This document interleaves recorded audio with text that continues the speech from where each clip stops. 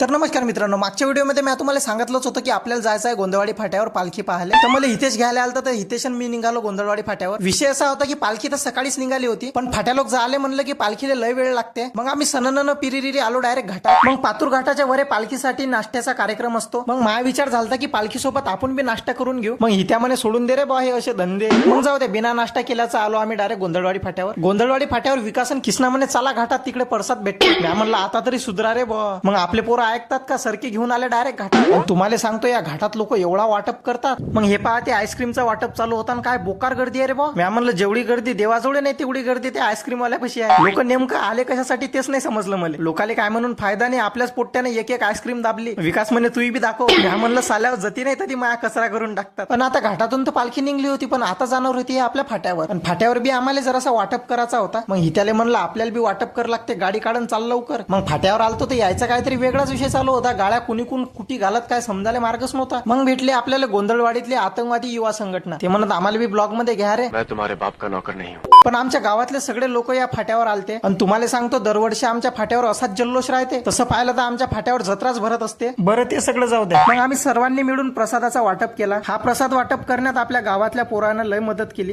बरं चला, आता आम्ही प्रसाद वाटतो तोपर्यंत तुम्ही लाईक आणि फॉलो करून घ्या. कारण गजानन महाराजच्या कृपेनं आपले लवकरच 1000 फॉलोअर कंप्लीट होणार आहे. तुमचा असाच सपोर्ट राहू द्या आणि लाईक आणि फॉलो करून घ्या. तोपर्यंत गजानन महाराज की जय.